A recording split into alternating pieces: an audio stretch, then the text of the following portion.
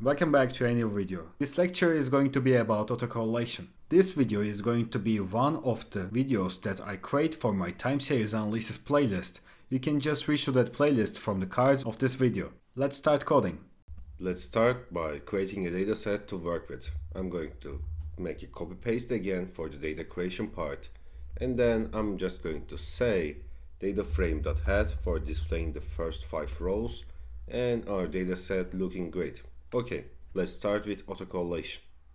Autocorrelation measures how each data point correlates with its past values. We will visualize this with different lag values. So for that, I'm going to say from stats models graphics time series analysis plots import plot autocorrelation function, and then I'm going to set lags, and they are going to be 5, 10 and 15.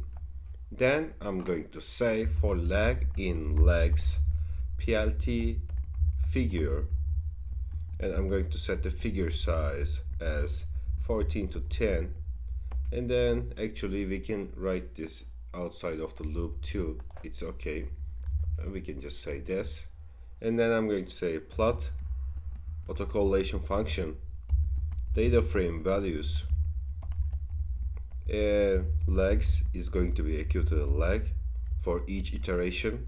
Title, let's say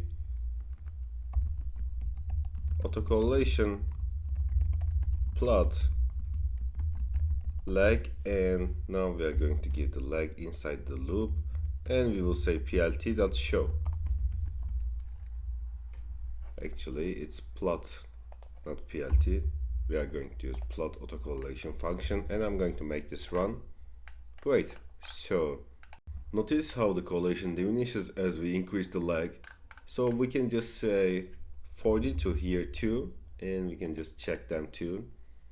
Like at the 40 side we have this. Great. A higher lag value means we are considering a more distant part. Like lag 5 is the 5 past entry, 40 is the 40 past entry. So of course it affects the autocorrelation. Okay, let's talk about the partial autocorrelation. Partial autocorrelation, on the other hand, isolates the direct relationship between a data point and its lag, removing the influence of intervening observations. So for that I'm going to say from stats models graphics time series analysis plots import plot partial autocorrelation function, and then I will say I'm going to use the same lag values again.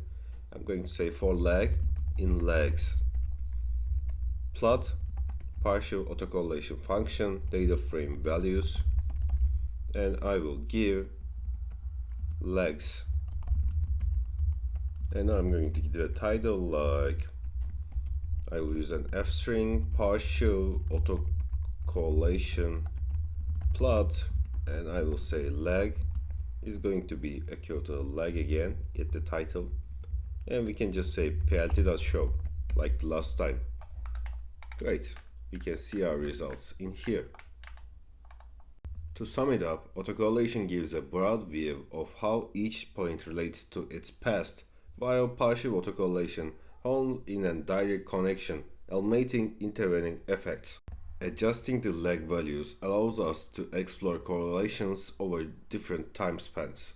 There are some models which takes autocorrelation in the account on the modeling side, on the forecasting side, but we need to check overfitting and model complexity when we have autocorrelated data, because it can lead to that, and we need to select the exact model that we can use with autocorrelated data. So it's an important concept to check in before modeling. Positive autocorrelation indicates a tendency for values to follow similar trends, while negative autocorrelation suggests an inverse relationship. Striking a balance in considering autocorrelation is essential for accurate forecasting and understanding the temporal dynamics of the data. Thanks for watching the video. I'm sharing 2 or 3 new videos every week about data science and Python programming. You can subscribe to my channel for more videos like this. This was one of the lectures of time series analysis playlist. You can watch the others for learning more. I'm going to add the playlist link in the cards of this video or in the description. See you in the next tutorial.